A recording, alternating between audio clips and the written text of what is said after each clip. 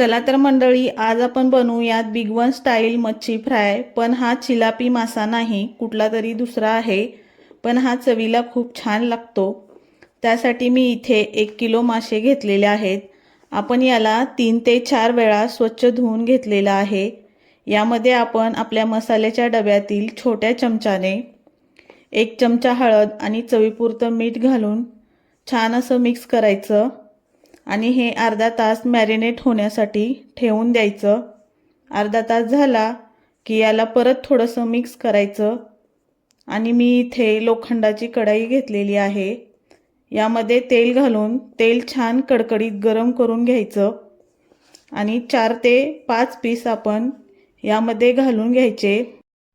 मासे तळत असताना तेल खूप उडतं, ते तोंडावर उडू शकतं, त्यामुळे ते काळजीपूर्वक तळायचे। आपण मासे थोडेसे कडकच करणार आहोत।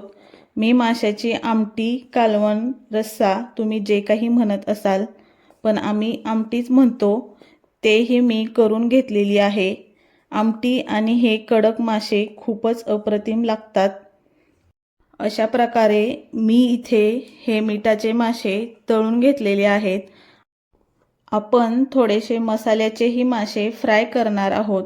त्यासाठी आपण एका ताटामध्ये 2 चमचे कॉर्नफ्लॉवर, 2 चमचे आलं लसूण पेस्ट, 1 चमचा धने पावडर, 1 चमचा काश्मीरी लाल तिखट, 1 चमचा काळा मसाला, अर्धा चमचा टेस्टिंग पावडर आणि थोडीशी कसुरी मेथी चोळून यामध्ये घातलेली आहे। यामध्ये थोडं थोडं पाणी घालून हे छान असं मिक्स करून घ्यायचं।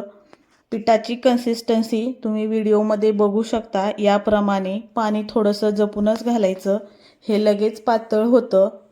मग आपण यामध्ये मासे एक एक करून असे डीप करायचे आणि हे मीडियम गॅसवरती तळून घ्यायचे। गॅस मीडियमच ठेवायचा।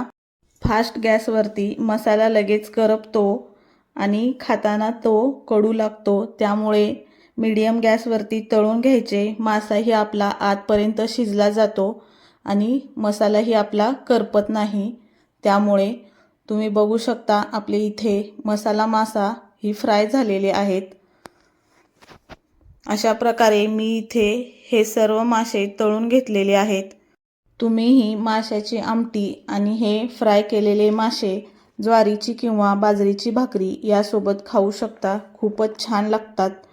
तुम्हाला ही माशाची रेसिपी आवडली असेल तर लाईक करा, कमेंट करा, रेसिपी नक्की बनवून बघा। चॅनलवर नवीन असाल तर सबस्क्राईब करा। चला तर पुन्हा भेटूया छान अशा रेसिपीसोबत। तोपर्यंत स्वस्थ रहा, खुश रहा आणि सर्वात महत्त्वाचं मस्त मस्त खात रहा।